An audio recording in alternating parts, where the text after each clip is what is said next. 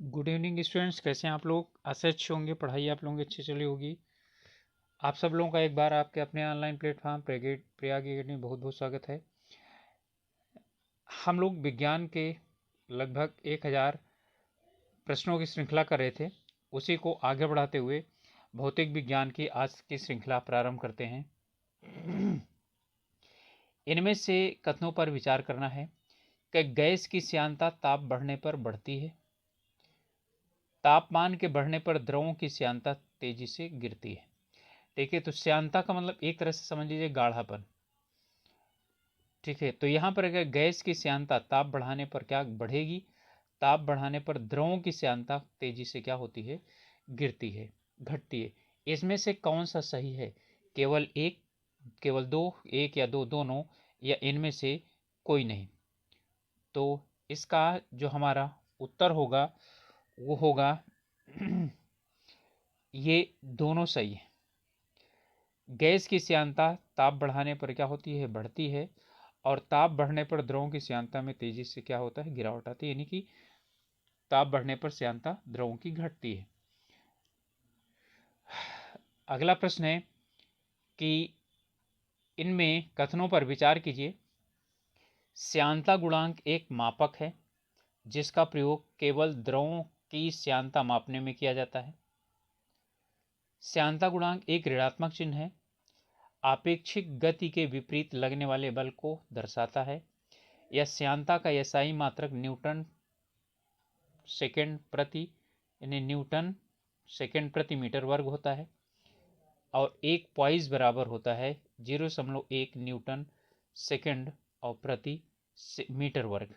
ठीक है, तो ये दिया गया है, यानी कि हमारे 4 दिए गए हैं। इनमें से कौन सा श्यानता के विषय में सही है? तो श्यानता के विषय में पहली बात ये समझ लीजिए, अब यहाँ पर श्यानता जो है ये होता है किसी भी द्रव पदार्थ का गाढ़ापन। तो ये एक गुणांक है जो क्या करता है, यानी कि श्यानता गुणांक एक मापक है, इसका प्रयोग द्रवों की श्यानता नापने में किया जाता है। यानी कि श्यानता गुणांक द्रवों की ही होती है। श्यानता गुणांक ऋणात्मक चिन्ह द्वारा दर्शाया जाता है क्योंकि ये आपेक्षिक गति के विपरीत लगता है। यानी कि ऊपर से नीचे की तरफ, जैसे वो है शहद है, तो शहद में क्या करेंगे, जब हम कोई कांच की गोली या लोहे की गोली डालेंगे तो उस पर ऊपर की तरफ बल लगेगा, वो तो धीरे धीरे नीचे की तरफ जाएगी। तो इसलिए श्यानता गुणांक ऊपर की तरफ लगेगा और गति नीचे की तरफ है, इसलिए ऋणात्मक चिन्ह का प्रयोग हो जाएगा। इसका जो मात्रक है न्यूटन, यानी कि एक तरह से बल है, सेकेंड और प्रति मीटर वर्ग। और इसे यानी कि इसका एसआई मात्रक ये है, इसका जो छोटा मात्रक होता है वो क्या होता है, यानी कि इससे जो बड़ा मात्रक होता है वो होता है पॉइस। तो एक पॉइस बराबर होता है 0.1, ठीक है, न्यूटन प्रति मीटर वर्ग। ये चारों के चारों सही हैं। तो इसका मतलब क्या हुआ कि हमारा जो इसमें दिया हुआ है पहला, दूसरा, तीसरा और चौथा, चारों क्या हैं, ये सही हैं। अगला कह रहा है बारिश से बचाने वाले रेनकोट तथा तंबू के लिए जो सामग्री प्रयोग की जाती है उस सामग्री का गुण क्या होता है। ध्यान दीजिएगा कि उसमें क्या होता है, खासियत ये होनी चाहिए जिससे कि उसमें पानी ना चिपके। ठीक है, पानी नीचे की तुरंत क्या हो जाए, वो नीचे की तरफ गिर जाए। तो इसकी खासियत क्या होती है, इसका होता है पृष्ठ तनाव। ठीक है, यानी कि इसमें पृष्ठ तनाव, यानी कि पृष्ठ तनाव दो पृष्ठों के मध्य लगने वाली दूरी, यानी कि लगने वाला बल। तो यानी रेन कोट पर जैसे ही पानी की बूंदें गिरती हैं तो नीचे गिर जाती हैं। ठीक है, उस पर नहीं चिपकती हैं। तो ये पृष्ठ तनाव पर होता है। ठीक है, अगला है द्रव तापमापी की अपेक्षा गैस तापमापी अधिक संवेदी होता है क्योंकि, देखिए द्रव से हल्की होती है कौन, गैस, क्योंकि गैस फिर कह रहा है कि द्रव की अपेक्षा अधिक प्रसार करती है, विशिष्ट ऊष्मा अधिक होती है, द्रव में प्रसार का गुणांक अधिक होता है। ठीक है, तो यहाँ यानी कि द्रव तापमापी की अपेक्षा गैस तापमापी ज़्यादा संवेदनशील होने, यानी उसमें जरा सा भी ताप दो तो तुरंत क्या होने लगता है, उसमें ताप बढ़ने लगता है। तो इसका ये इसका जो अर्थ यानी सही वो होगा, वो ये होगा कि द्रवों में प्रसार गुणांक अधिक होता है। ठीक है, और गैसों में प्रसार गुणांक कम होता है। तो द्रव पहले क्या करता है, वो खुद गर्म होगा तब उसके बाद उसमें वृद्धि होगी, और गैस तुरंत गर्म हो जाती है और उसमें वृद्धि दर्शाने लगती है। चलिए, तो हमारा हो जाएगा द्रव में प्रसार गुणांक अधिक होता है। अगला प्रश्न है, इनमें विचार कीजिए।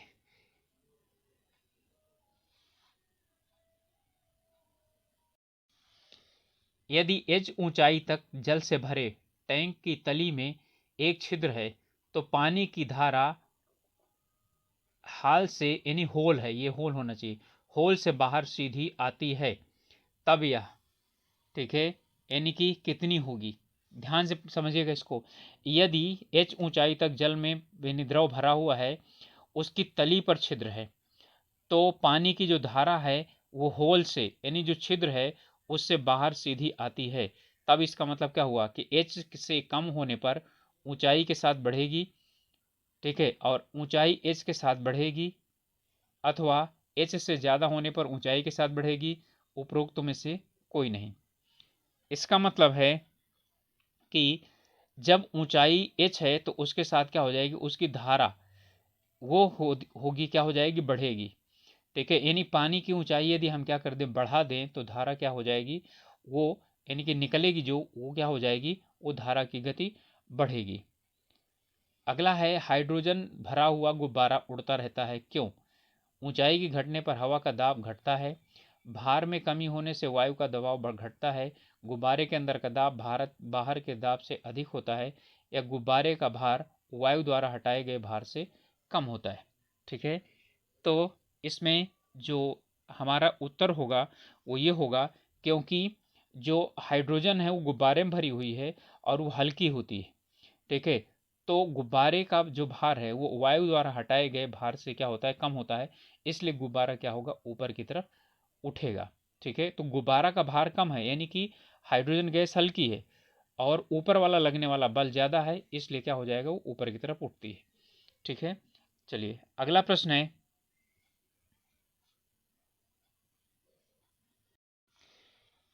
किसके कारण द्रव की बूंद गोलाकार होती है, यानी गोलाकृति के कारण, यानी गोलाकृति की तरह होती है? तो क्या होती है, पृष्ठ तनाव के कारण, ठीक है। पृष्ठ तनाव, ठीक है, वह गुण है जिसके कारण कोई भी द्रव वो कम से कम स्थान घेरना चाहता है, ठीक है। तो गोलाकार इसलिए क्या हो जाती हैं, वो बन जाती हैं। अगला है, पानी की बूंदों का तैलीय पृष्ठ पर ना चिपकने का क्या कारण है, ठीक है।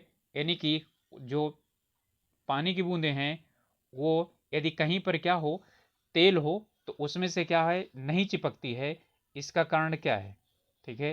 तो इसका कारण है कि आसंजक बल का अभाव, या पृष्ठ तनाव,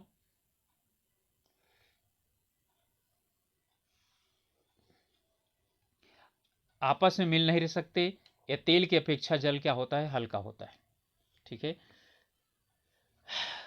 तो किसी भी द्रव के बीच में दो प्रकार के बल लगते हैं, एक आसंजक बल लगता है और एक होता है संसंजक बल लगता है, ठीक है। आसंजक बल और संसंजक बल, तो यहां पर जो है आसंजक बल का अभाव है, यानी कि आसंजक बल का मतलब होता है कि जब जो है, यानी कि आसंजक बल जो होता है वो अपने खुद के यानी कि मध्य लगता है, और संसंजक बल जो होता है वो दूसरे तल, यानी कि दूसरे दूसरे द्रवों के, यानी कि दूसरे अलग अलग तलों पर लगता है। तो यहाँ पर आसंजक बल का क्या होता है, अभाव होता है, जिससे क्या होता है, चिपकता नहीं। और यही ध्यान दीजिएगा, यही कारण होता है कि कांच पर क्या नहीं होता, जो पारा होता है वो नहीं चिपकता, क्योंकि उसमें भी आसंजक बल का क्या होता है, अभाव होता है, ठीक है। पारे को आप हाथ से उठाना चाहेंगे तो नहीं उठेगा, क्योंकि उसमें संसंजक बल बहुत ज्यादा होता है, ठीक है, आसंजक बल नहीं पाया जाता। जब शुद्ध जल में डिटर्जेंट डाला जाता है तो पृष्ठ तनाव क्या हो जाता है, बढ़ जाता है, घट जाता है, परिवर्तित रहता है, इनमें से कोई नहीं, ठीक है। तो इसमें से जब पेनी डिटर्जेंट डाला जाता है तो क्या हो जाता है, वो घट जाता है। जब शुद्ध जल में डिटर्जेंट डाला जाता है तो उसका पृष्ठ तनाव घट जाता है। पानी से निकालने पर शेविंग ब्रश के बाल आपस में क्या हो जाते हैं, चिपक जाते हैं, ठीक है। इसका कारण क्या है, पृष्ठ तनाव, केश नली, प्रत्यास्था या घर्षण, ठीक है। तो इसका क्या है, यानी कि पृष्ठ तनाव और केश नली में क्या करना है, दो में बताना है, प्रत्यास्था और घर्षण तो है ही नहीं। तो इसका जो उत्तर हो जाएगा, क्या हो जाएगा, वो केश नली का क्या होता है, ठीक है, दाब होता है, केश नली बन जाती है उसमें। इनमें से विचार कीजिए, इनमें से केशिका तो नहीं है, किसमें, यदि केशिका तो नहीं है, यदि इनमें केशिका तो नहीं है तो यह केरोसिन लैंप के उपयोग में असंभव होगा। बिल्कुल, केशिकात्व के कारण ही क्या होता है, जो केरोसिन का मतलब मिट्टी के तेल का जो दीपक है वो जलता है।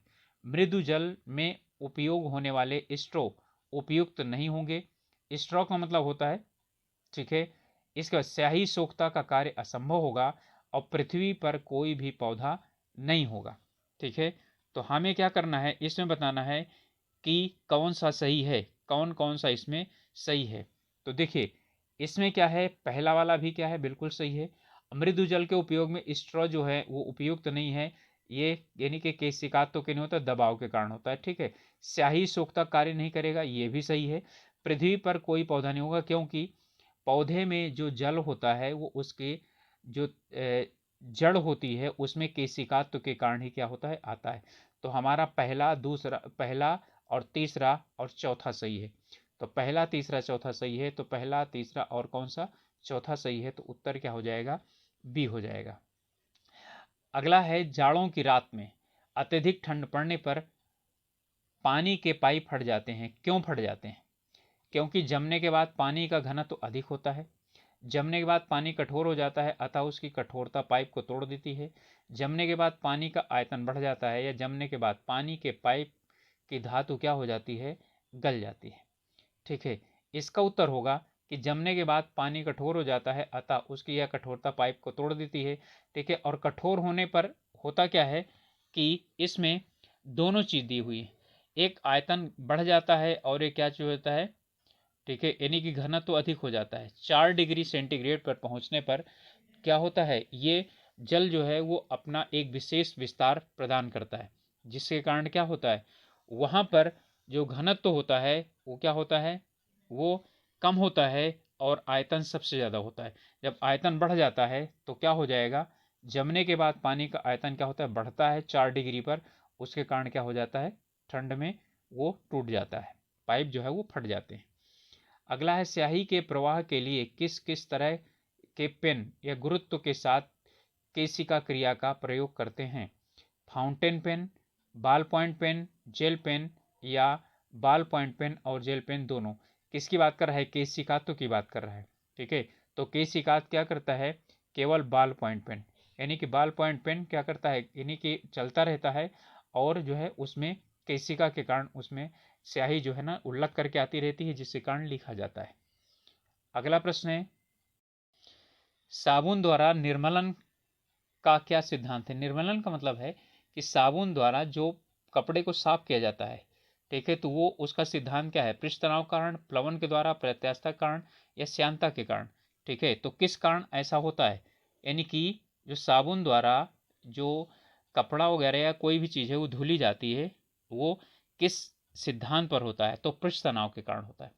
पृष्ठ तनाव कम हो जाता है, जिसके कारण क्या होता है, उसमें डिटर्जेंट या साबुन घोलने पर पृष्ठ तनाव कम हो जाता है, जिसके कारण जो उसमें गंदगी जमा रहती है कपड़ों में वो बाहर निकल जाती है। बादल वायुमंडल में तैरते रहते हैं, इसका क्या कारण है, यानी कि वायुमंडल का मतलब है ऊपर, वहां पर बादल तैरते रहते हैं, उसका कारण क्या है, कम दाब, कम घनत्व, कम श्यानता या कम ताप। तो वहां पर क्या होता है, बादलों का घनत्व वायुमंडल से कम होता है, इसलिए बादल क्या होते हैं, तैरते रहते हैं। दूध की शुद्धता ज्ञात की जाती है किसके द्वारा, तो दूध में लैक्टोज पाया जाता है, तो जहां भी लैक्टो आएगा वो दूध हो जाएगा। तो हाइग्रोमीटर, लैक्टोमीटर, सोनोमीटर, थर्मामीटर, तो किसके द्वारा होगा, लैक्टोमीटर के द्वारा। ठीक है, अब है, बर्नौली की प्रमेय किस नियम पर आधारित है?